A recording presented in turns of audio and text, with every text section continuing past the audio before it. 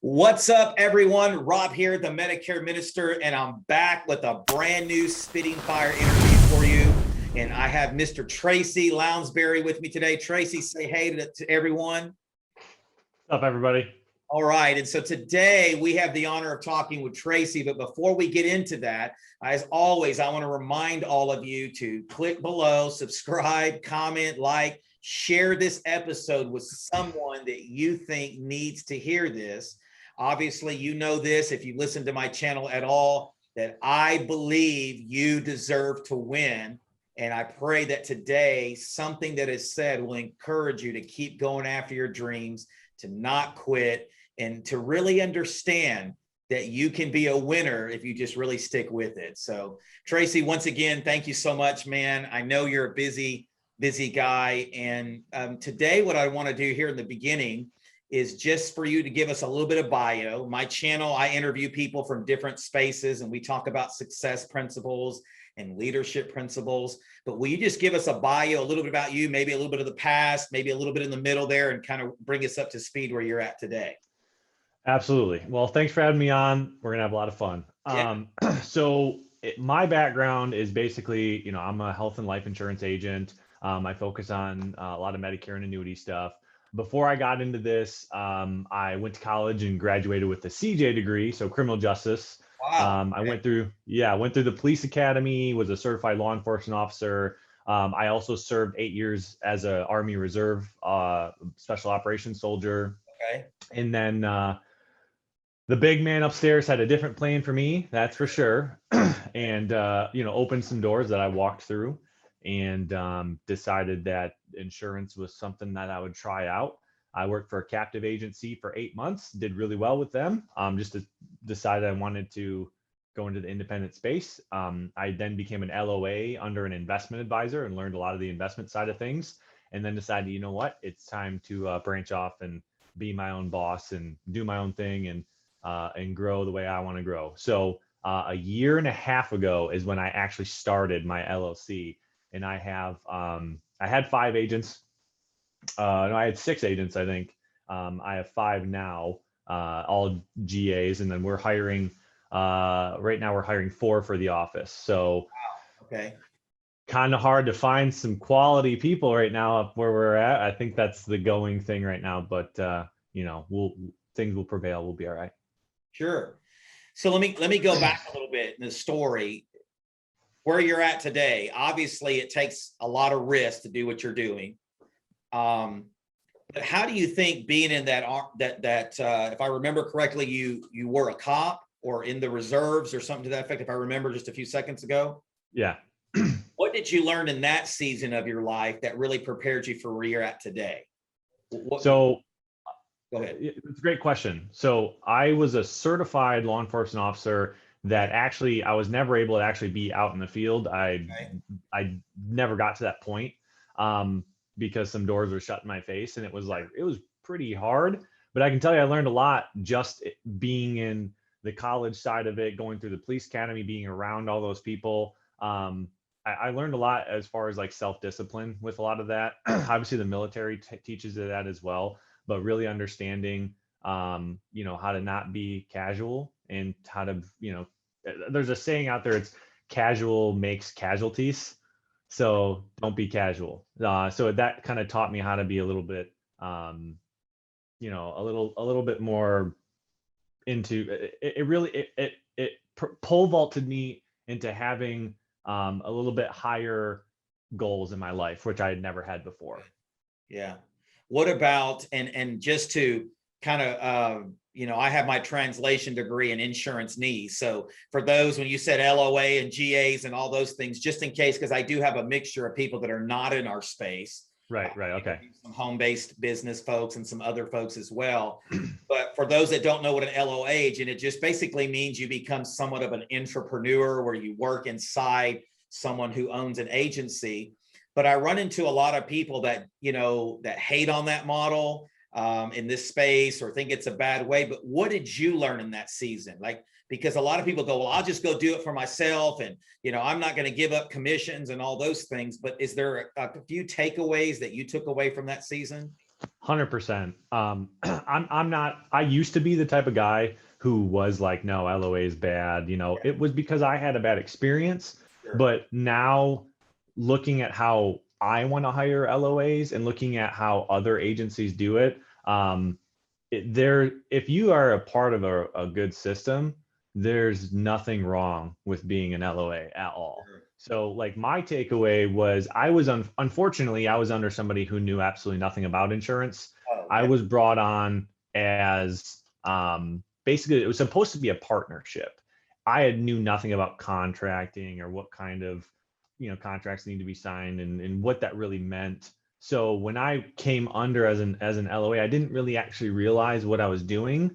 And it would have been a great relationship if it was some reciprocity, which unfortunately there wasn't.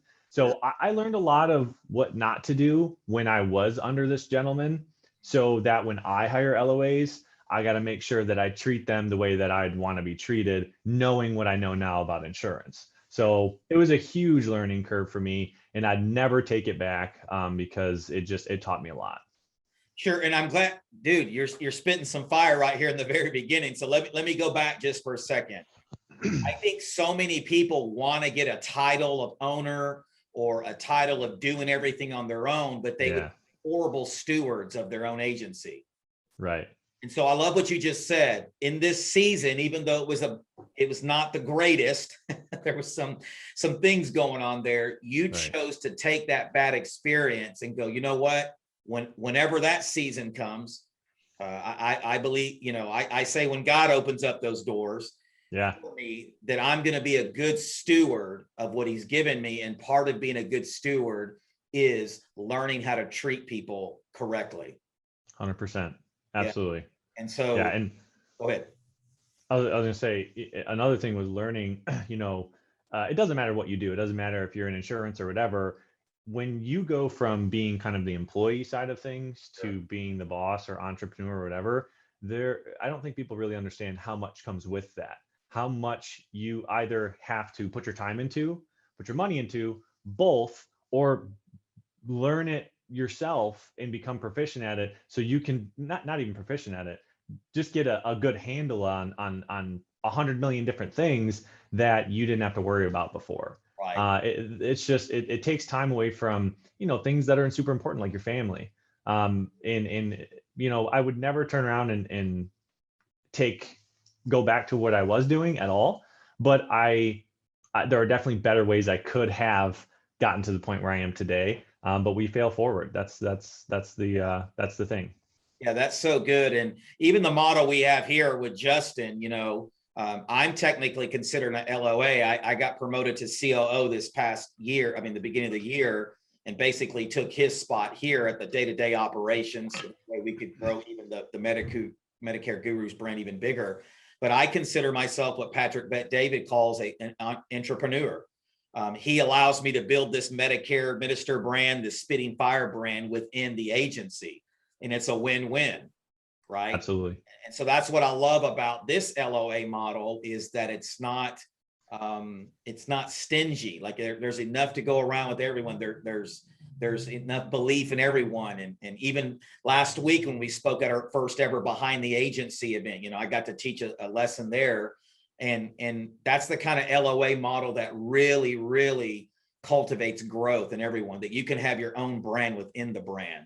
And so that's the beautiful part about being in a model. You're exactly right. It's definitely the right model. So last year was your first year.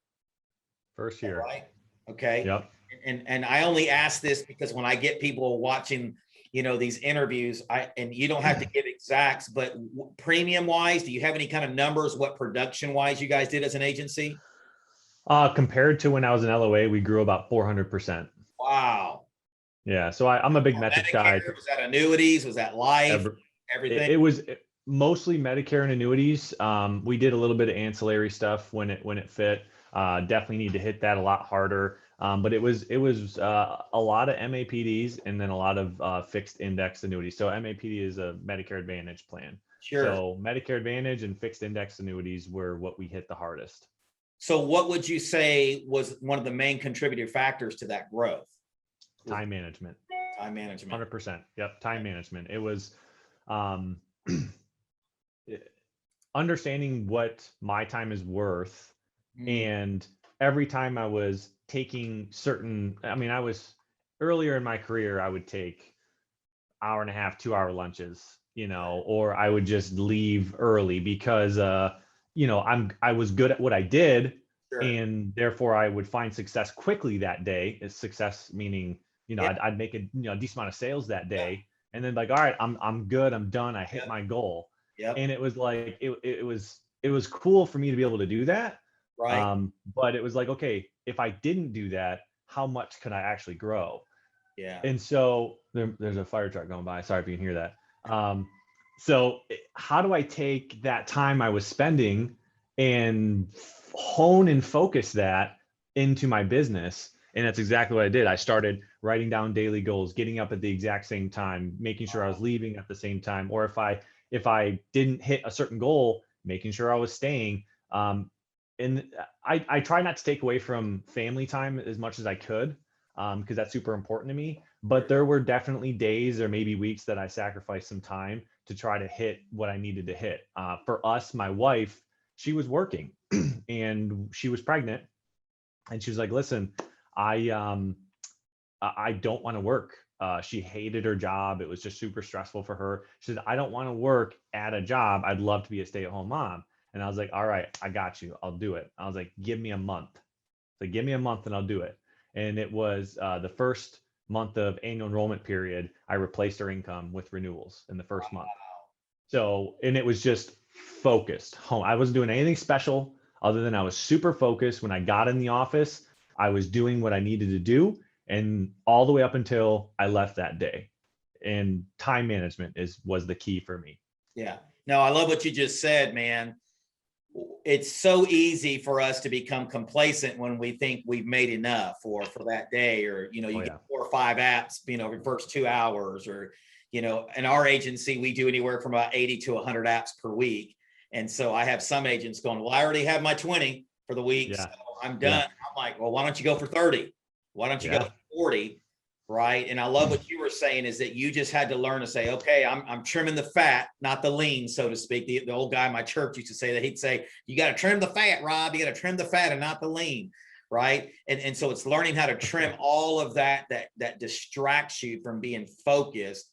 But was there like an aha moment for you though? Like for the time management thing, was it just something you go, you know what, there's got to be more than this? Was it something that you just go, I know I can go to the next level, but I'm holding myself back? Or was there just kind of that aha moment for you? Really, it was the moment my wife told me, we went back and forth about her working and not working. It was the moment where she was and just said, okay, I'm making the decision. I do not want to go back to work at this day, or like she wanted to be able to be out of work a month before we had our son. And when she was 100%, and I was like, okay, it's go time. Got to make some changes. And I told her I would. So I definitely should have made ships. You're right. I definitely should have made changes, years ago. But you learn, right? You learn, you make changes, and you fail forward, and that's like I said before, that's what we did. Sure. So agency grew by 400%. Had this, for lack of better words, negotiation with your wife. Give me a month.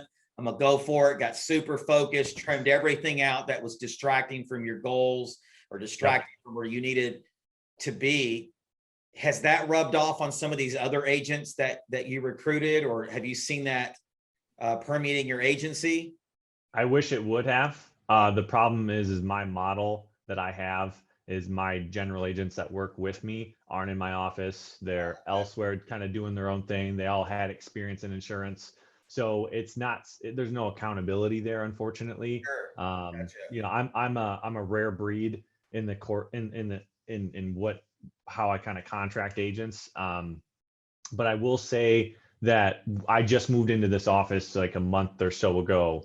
And I definitely learned, again, having the agents I do have under me and how I've contracted them and what stipulations came with that versus what I'm going to be doing when agents are here it's very different. So I will definitely be implementing that when I have agents in my office. Yeah. And the reason I bring that up is because so many people want to attract certain people, but they forget that you attract who you are. Yeah. Yeah. So if you're not a time management, if you're not this, if you're not super focused, if you're not goals, if you're not hustling, not grinding, then you're going to attract those people that don't do that. So kudos to you, man, for recognizing that, making those tweaks. And it sounds like you're being even more efficient this year. And I'm sure you're going to crush your goals again. Do you know kind of numbers where you're at from last year to this year? Are you up, X amount percent? Yeah, we were up 23% first quarter. And then we had the baby in the first quarter, and then we took some time off. So I think we're probably behind a little bit. Hey, okay. Babies. Yeah, but babies are important. Family's important. I've said it a few times. So our goal is, so I just kind of got back on track in the office right now this past week. Well, I guess this week. And we got our goals on the board, and I smashed some goals this week. So moving forward, we're gonna hit some records. Yeah. So let me ask you this.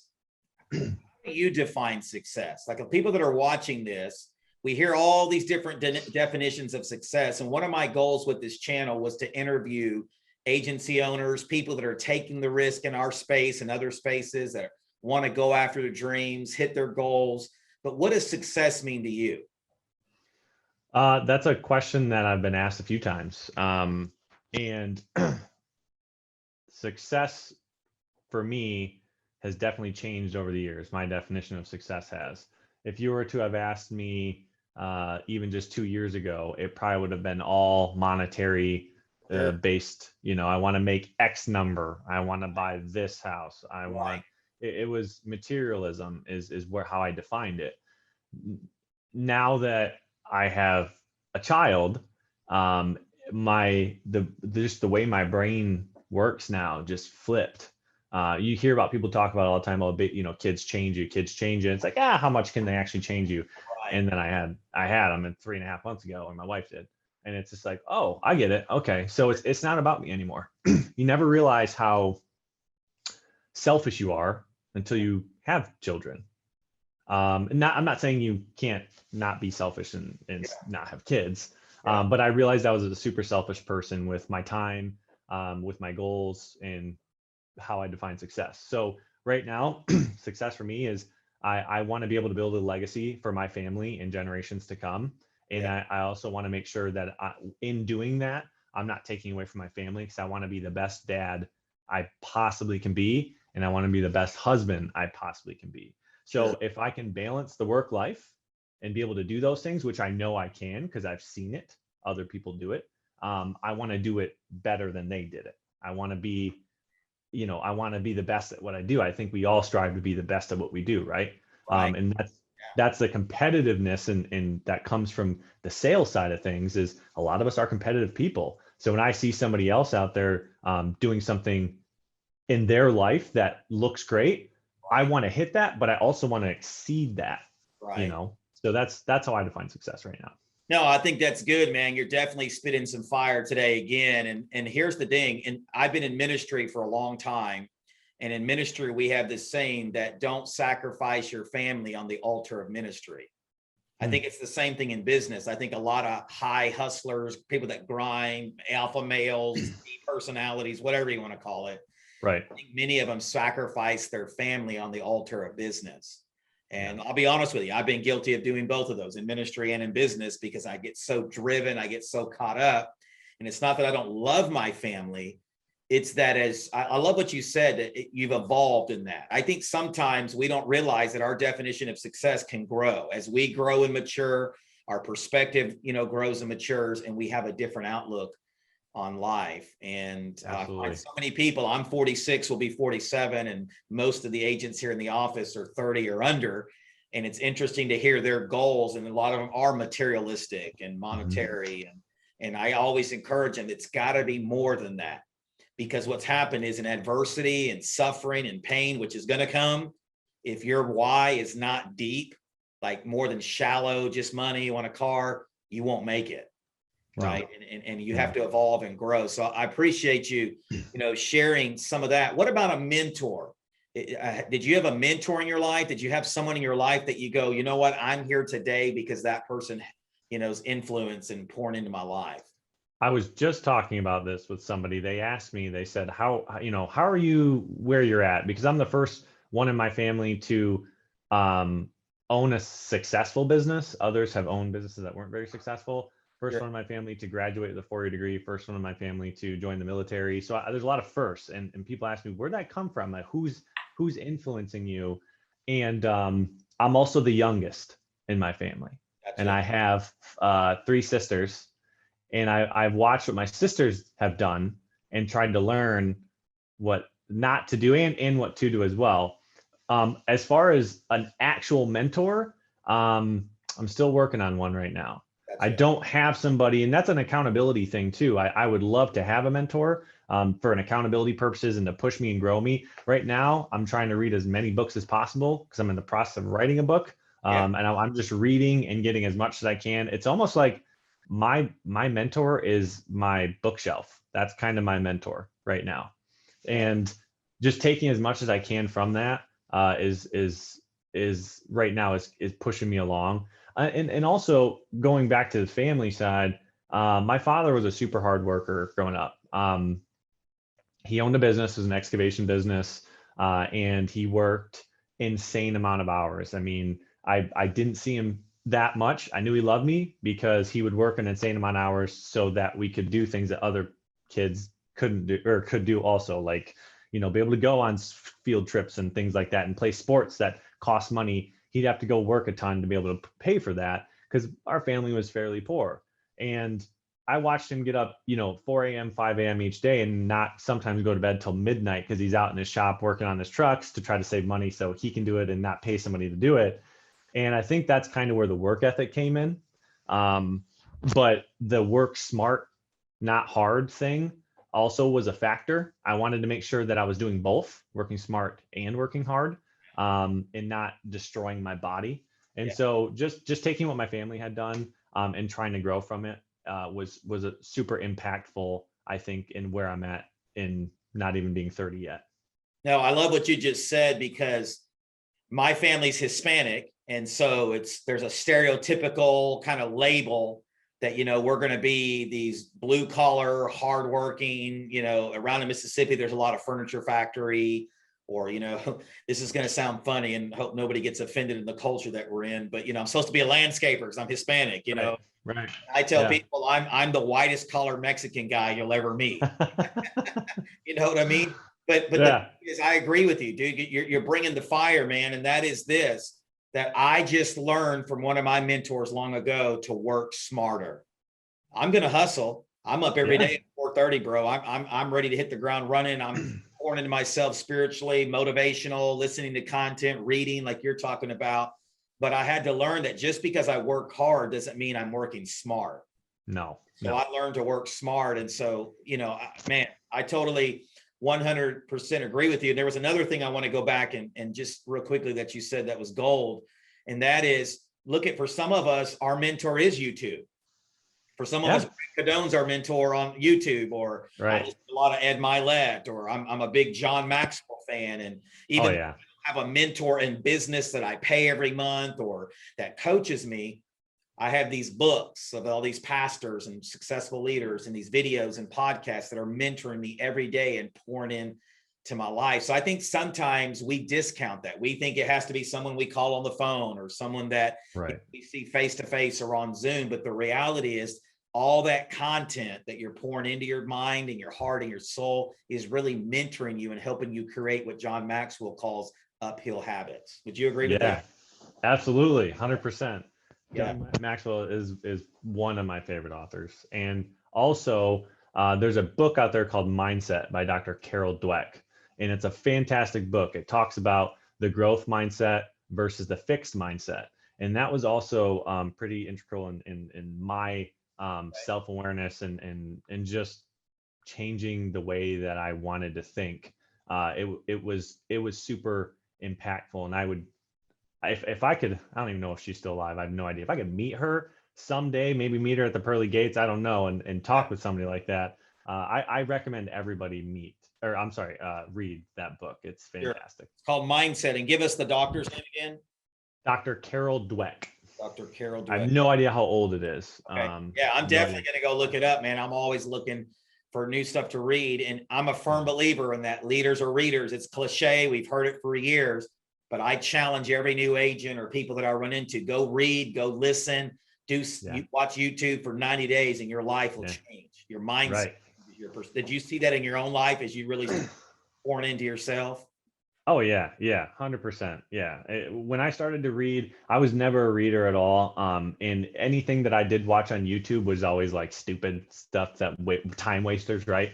Sure. Which sometimes you need that as like an escape from reality. I get it. But when I started watching, listening to like podcasts and reading books, and I don't read a ton of books. Like I don't. Some people might think it's a ton, but I mean, I know people that read a couple books a month. I don't read a couple books a month.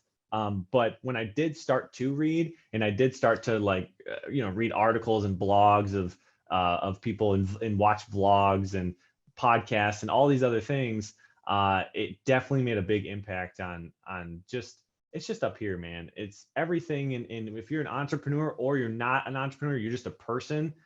Everything kind of rises and falls on your mindset, or a lot does. Yeah, no, I totally agree. Obviously, the persona I have is the Medicare minister. This is the Spitting Fire podcast. So I preface this next question with this: is how important of a role has your faith played in your success? I wouldn't be here if it wasn't because of it. People ask me, I had just said this, how have you gotten here today? If you want the worldly answer, it's going to be what I had said before. But if you want the true, real answer, it's always going to be God. Yeah. Always. Every time. He's given me everything that I have. He's given me the life I always have wanted from a material standpoint. Sure. And because he knows and wants the desires of your heart as well, right? He doesn't mind if you want something, that's okay. You can want something, that's fine. As long as it's not a negative. And it's just the things that he's given me in the life he's given me in the relationship with my wife. I would sell. I was just talking. I just had an agent yesterday came in and I was training him on annuity stuff, and he's a believer as well. And we were talking. I said, "Let me give you a question. If he told you to sell everything and follow him, would you do it?" I would today, and I have always told people that everything I have is not even mine. I would sell everything I have today, and follow him if he told me to. And he knows I would, because I say it all the time. Yeah, bro, we're going to get the organ and the choir. Maybe we'll get a choir in here, man. You're preaching. 100%. Ballard on a few months back, and man, he started preaching on me. I said, man, we're going to get you a handkerchief. You're going to start sweating profusely. The choir and everything broke out. But no, that's a great point that you bring up. Is I believe anyone that's successful, especially when they incorporate their faith, the first thing that you have to understand is you really don't own anything. You were called to be a steward and a manager of what's all his. Yep. Right. And a lot of people want success, but I tell people all the time, if God gave you success right now, would you really be a good steward of it? Would you really be a good manager of it? Because I can remember I started my own business in the late 20s or my late 20s and early 30s, making good money, and I squandered it. I wasn't ready for the success. And I believe sometimes God allows us to go through some of this pain and suffering and these trials and this adversity to prepare us for a season that he goes, okay, I can bless you now because I can trust you with all this. Absolutely. Absolutely. 100%. I would say the exact same thing, because I was not ready to be in the position I am today, even probably 5 years ago. No way. Oh, gosh, even 3 years ago, I don't think I was ready. Yeah. I'm the type of guy that I want to grow, talking about my business growing by 400% in a year. I want to grow by 400% a year as a person, not a business owner. Good, as a bro. person. Yeah. And I love that, because a lot of times, and you know this, a lot of times our success growth or business growth is directly correlated to how we grow.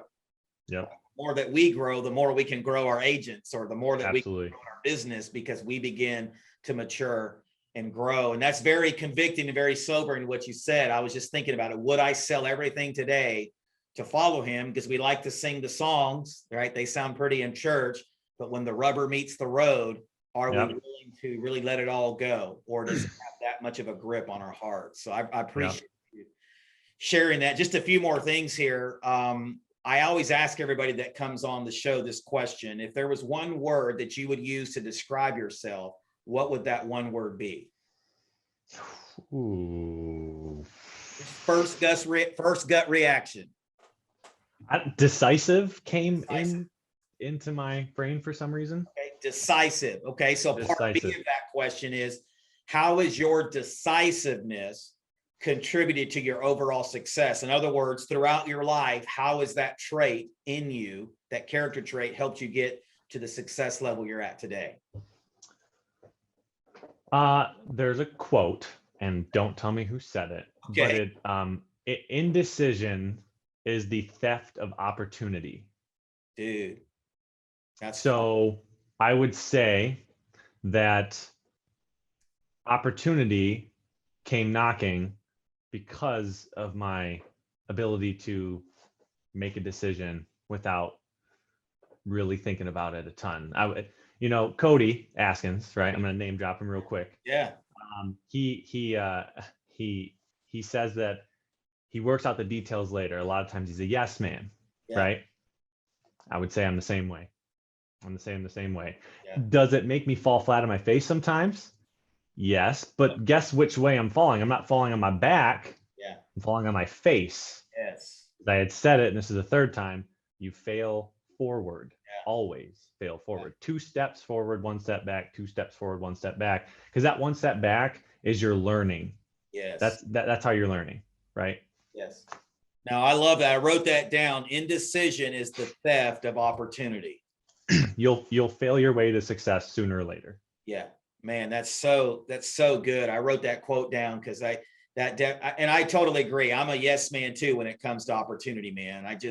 I'm the kind of person that, you know what, you can be imprisoned a lot of times by the details, and and it's not that details are wrong. It's just the fact that sometimes you just got to learn how to say yes and really have that faith to believe that no matter what happens, I'm not losing, but I'm learning.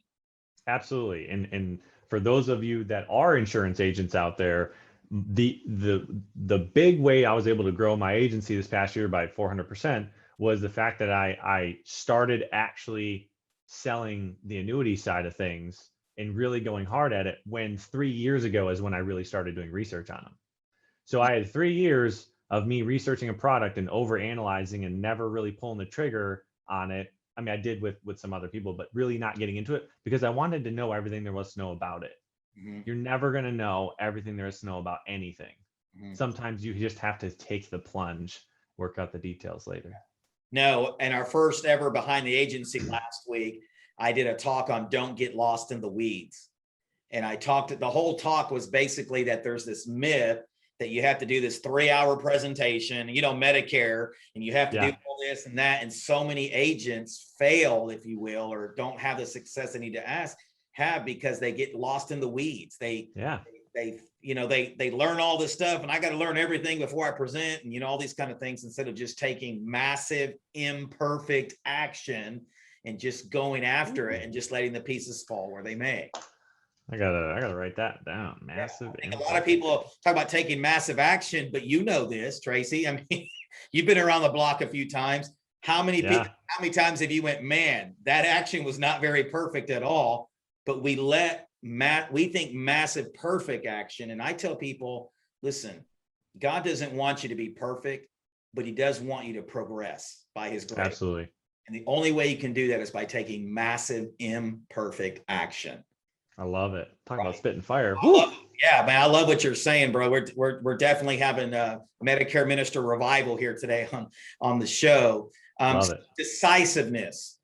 That's something that's helped you in your business. Was that something you feel like you were born with? Is that something that you saw mentored in your dad or other people in your life, or a combination of both? Or definitely not something I was born with. Something that I definitely developed over kind of trial and error and seeing what decisiveness did for me. Okay. Right. I mean, yeah. So I failed forward on a lot of things because sometimes because I was too decisive, but that's okay. That's perfectly fine, and is the reason I am the man I am today. You know, a lot of people that are successful have hit bottom many times. There statistic out there, I think it's something like 8 out of 10 billionaires have went through financial bankruptcy. Mm, It's somewhere around there. yeah. 8 out of 10 billionaires have went through some type of financial bankruptcy. So they've hit bottom financially and been able to grow back from that because they learned something from it. Yeah. So yeah. Yeah. John Maxwell has a book says sometimes you win, sometimes you lose, but then he crosses out the lose and it says sometimes you learn. Yeah. Right. And I think it's sitting over on my shelf somewhere over yeah, here. I love that book, man. John's the OG, man. I love John. I read a lot of his stuff. No, That's that's good. so good. And the reality is the sooner that we begin to embrace that just because you fail doesn't make you a failure. No. Your dysfunction doesn't have to define you. Right. And I think a Absolutely. lot of times we take it so personally. And the reality is it's all part of the journey. I tell people I've learned more in my seasons of failing than I did in my seasons of success. Yes. I truly believe this, that God does his best work in us through those hard times. You want to know why? Because he detoxes me from me. You know, Right. he gets me over the kingdom of Rob. In other words, that's some really, really good stuff. So you just kind of cultivated that over time. Yeah. May I ask this, and this may be putting you on the spot too much here, but was there something in your business journey, a decisive moment that you said changed the trajectory of your life? Was that starting your own agency not too long ago? Was that going LOA? Or was there something that you would say that there was a paradigm shift in your life when you made a decision? I would definitely say the big one was when I started the own agency because I didn't. Little background here. I said that the gentleman I was working with and I decided to start my own agency, but it wasn't because I actually wanted to at that time.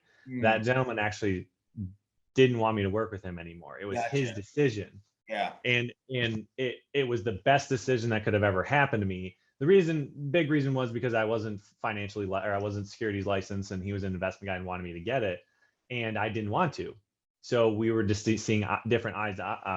We're going down different paths. Sure. And when I was forced to do that, I made a decision, and the decision was I was either going to let this destroy me or I was going to let this be the best learning point in my life, and I was going to rocket ship to success from an entrepreneurial standpoint.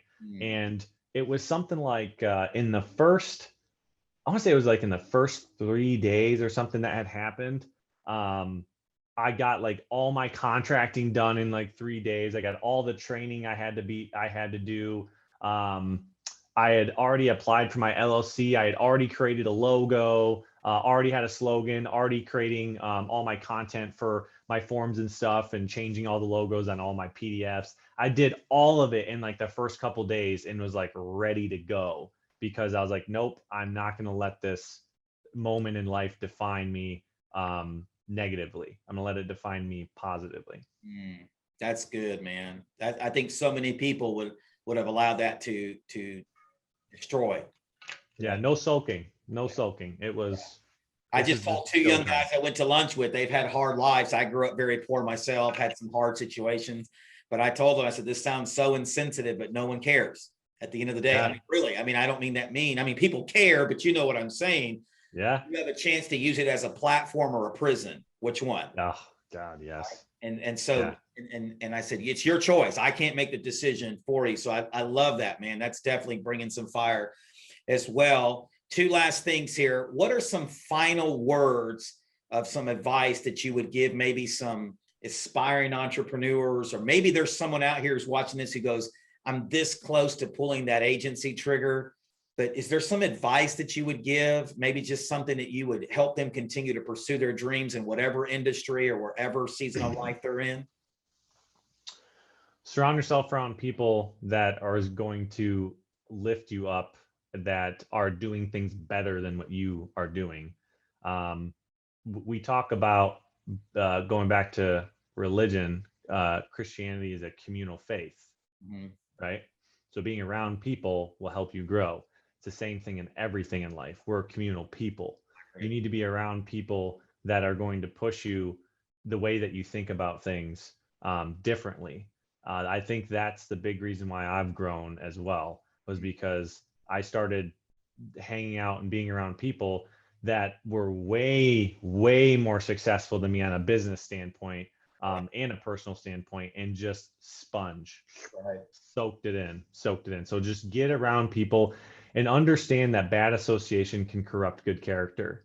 So if you are around a bunch of people, friends, I don't care if it's friends or family, if you're associating with them and they're a negative impact on you, get out. You can still love them from a distance. Yeah. Yeah. They just don't need to be in that top 5, man. That's what I tell people. I got a tier system. I love everybody, but man, if you're going to be in that top 5, you better be legit, man. You better be spitting some fire, because absolutely, I want people going in the same direction that I'm going, or I want people that are already there in my circle, that can say, hey, this is what you need to do. This is what you need to change, and hold me accountable. Well, man, thank you so much for coming on today. Can we find you on Facebook, Instagram, TikTok, or what platforms are you on? Facebook. You can add me on Facebook, Tracy Lownsberry II. Other than that, be on the lookout. I have some stuff coming out here soon as far as some content. I saw that on Facebook, because you're an annuity guru, if you will, and you got some training courses. Maybe if you're watching this today, he's got some stuff coming out soon. And Yep. I got a course coming out soon with a content YouTube page. It'll be here soon. So if you want to learn a lot about annuities, we go from start to finish. So that's about it. Facebook then. Huh? Just connect with you on Facebook then, if you want. Absolutely. Add me on Facebook. Ask me any questions you want. Message me. I'm super, I'm the type of guy that loves to teach people and loves to just learn from people. So absolutely. Will you be at 8% again this year, or? I will be doing a breakout session at 8%. Man, I love it, dude. I can't wait to see again. And it's talking about being around the right people, man. 8% life-changing last year. And I know it's going to be this year. So I love Cody and his crew, man. They always are bringing the fire when we all get together. So they are. Guys, want to just encourage you to share this with someone. Give us a like, give us a comment, make sure to subscribe, so that way you're alerted every single time that we drop fresh interviews like this and the other motivational and inspirational content that we drop. Have an awesome day. No, make it an awesome day. And we'll talk to you guys soon.